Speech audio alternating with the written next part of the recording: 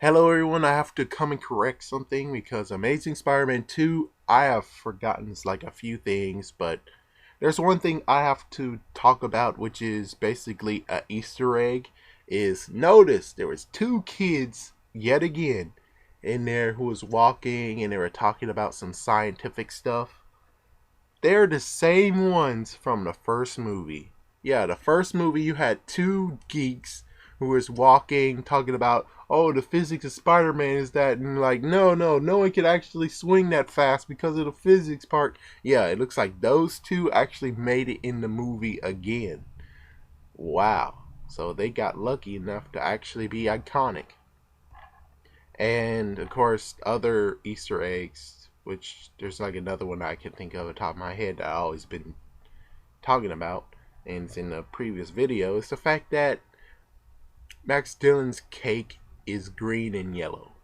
Yeah, the decorations on the cake is green and yellow, so make sure you look out for that because that is also an Easter egg, which is kind of funny. So, besides making it short, I will actually just talk about more of my thoughts on the movie. So, I basically made sure that did I only graded it along with the other Spider-Man films that has been, which I was also listening to X-Men. I was listening to their podcast, and it kind of did.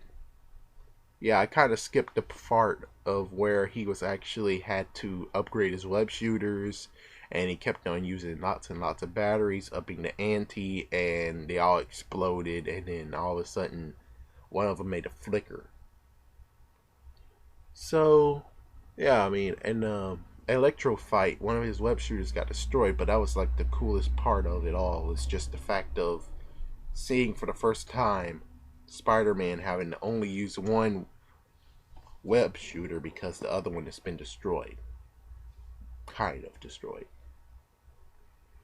So, yeah, I mean, the only messed up part is just the fact that he actually had to do what many people who are interested in science but don't know science has to do, which is go on YouTube and figure out something or find something that actually will help you. Which basically just breaks the fact of he's no genius, he's no book smarts, not whatsoever, which kind of brings the point of okay, so why does he need web shooters? I mean, couldn't Sam Raimi's Spider-Man have the web shooters and this guy have the organic webbing? So at least he doesn't really have to freak out about, oh my gosh, my web shooter's broken. Man, I don't know what to do. I'm gonna go on YouTube. Which I have no complaints about Sam Raimi's Spider-Man. I mean, they did the right choice. They made the right move. They actually went for realistic instead of the complicated part, which is the web shooters. Because there's so many people who are going to tell you that, yeah, the web shooters, they can't contain a lot of webbing. Chances are it contain like at least 3 amounts of webbing, and he has to keep reloading. Yeah, which lots of people don't want to see that, right? He shoots 3 webs, and then he has to reload it, shoot 3 webs, he has to reload it. I mean, yeah. So, let's see. Oh, yes, and, well, the crazy part is that in Sam Raimi's Spider-Man franchise, Spider-Man actually was science savvy. I mean, he knew his science. He knew chemistry. He knew biology. Chances are he will actually know about physics as well. Oh yeah, Spider-Man 2. Yeah, that's why he knows physics. Yeah. So he knows many things. And you have this guy right here, which I don't know. Are you trying to still go to the lady who straight up give you a donkey punch who said, oh yeah, if donkey punch is a messed up term, sorry. But are you going to her making sure she says, yeah, I'm still watching this because Spider-Man is no nerd anymore and I'm enjoying this? I mean, if you're going for her, well, that's good, but please just stick to what you said it was. Stick to the Ultimate, stick to Spectacular Spider-Man, stick to the MTV Spider-Man, and also stick to the Amazing Spider-Man comics. Stick to those. Do not try to make something that is like, okay, so he kinda is a good student, but he's just kind of a good student. And you'll wonder how in the world, anyways, he has even did science. With that said, well, the crazier part is like what a few people said is the fact that he needed Gwen to help him with the web shooters, to magnetize them. And, well, it kind of is a big hit to the face, the fact that she said, see, and that's why you're number 2 student. Which, I guess it's kind of an adaptation from what happened with the Ultimates. The fact that in the Ultimates, Mary Jane was there to always sew back his costume. But this time, Gwen Stacy is here to help him with the technology that he's using, even though he's the one who made the technology, and yet he has no idea how to magnetize it. Which, you have to admit, is kind of, really? You don't know how to magnetize your thing? I mean, you would figure if something ever happens, you would have like a backup plan of saying, alright, if I need to magnetize these, in any case, this is how I do it. I mean, you would figure out from the get-go, or figure it out, like, have some backup plans, like, have an extra web shooter on hand. Which you did in the previous movie, the fact that you had like cogs and stuff just in case you needed something.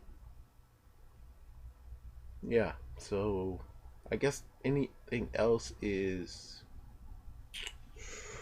well, the stuff that, yeah, I think I could wait to the next video when I actually look through all the trailers and see what's in there, what's not. But I could tell you one thing in particular, the whole surveillance thing.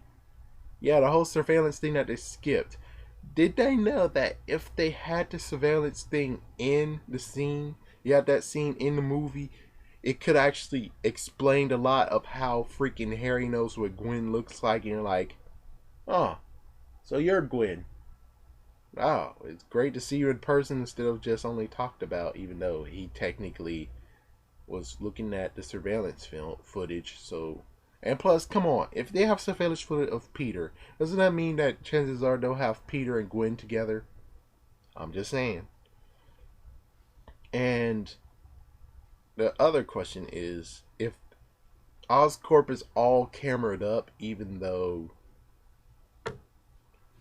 I guess after the Lizard they would get more security. I mean, when were those cameras from the get-go? I mean, did they just install them because of what happened after the Lizard? Or they've been there, it's just that they didn't show a good job of showing, ooh, they have cameras in that spider room. Oh crap, they know that Peter actually is in there.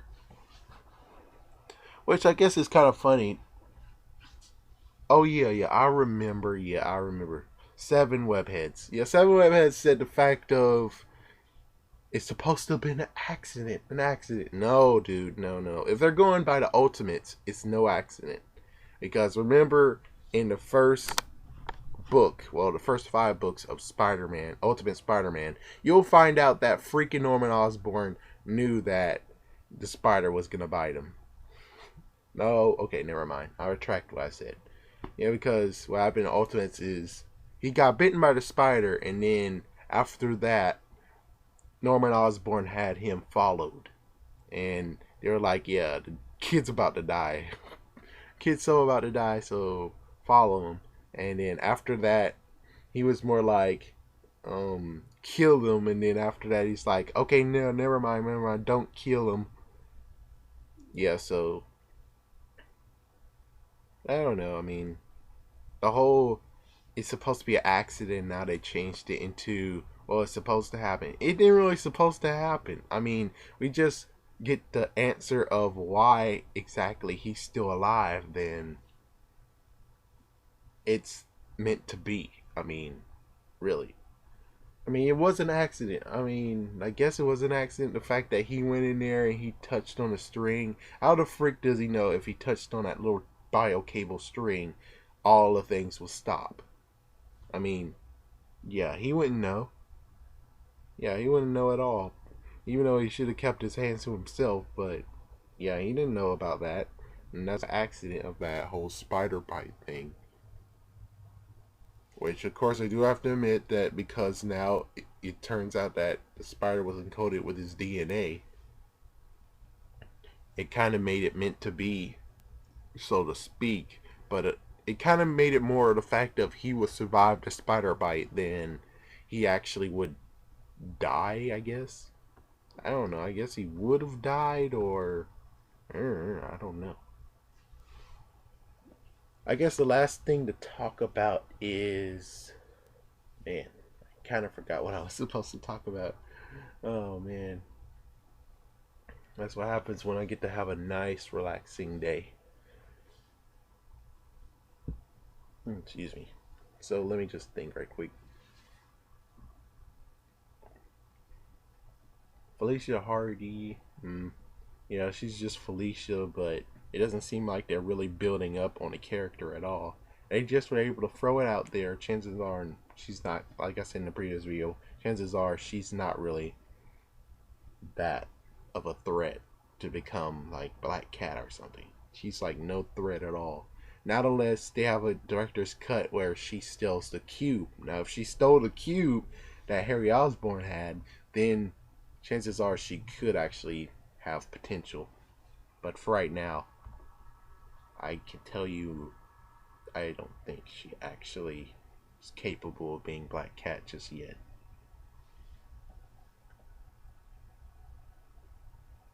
And as for the Rhino, yeah, that's one thing that sucks is the Rhino. I mean, the Rhino, if they were going to do the whole Rhino suit is in the whole Oscorp thing, how come they didn't get rid of the stickers that made it seem like it's from Russia? I mean, what the heck? What the heck? I mean, it would have been better if they actually had the Rhino already subdued and then Oscorp took the Rhino suit. So at least it could actually be like the end where it's like the Rhino suit is just right there. Yeah, I mean, there's like a big disconnect missing from this whole entire thing. I mean, I think what's supposed to have happened was he got caught. He got broken out of jail with his thugs. His thugs broke him out of jail. They found a Russian scientist. The Russian scientist was like, "Okay, I can see what I can do." Yeah, they got freaking Murkoff whiplash. Oh yeah, he died. Well, I guess they could. No, they couldn't use him. But anyways, they got whoever Russian scientist is like, okay, I see what I can do, and he was basically using missiles and stuff that they have to create this Rhino suit. And as soon as he created a Rhino suit, that's when he went out and rampage. And then Spider-Man took him down, and after he took him down, Rhino got taken to Ravencroft, and the Rhino suit was put into Oscorp. See, does that make sense? I think that does make sense. And I knew it. And I like to say I knew it. My first thought, even though it could have happened, the fact that Ravencroft is where the seven doors are. No, I knew for a fact it had to be in Oscorp. I mean, yeah, they do experiments on them and stuff, but chances are the whole downstairs is the seven doors. It's like, okay, so you're telling me that Harry and Electro went in there, then they went to Donald Macon, and they tortured Donald Macon, and then they were like, oh crap, so you're telling me the seven doors is back at Ravencroft, and they have to break right back into Ravencroft and get the suit and stuff. I don't think so. It's more the fact of, yeah, it had to be an Oscorp. So that was a dumb theory. That was a real dumb theory. Man, I can't really think what I was going to say that was really important. So I guess we'll just leave it off here. Thank you for listening, and that's basically all I missed. Peace out.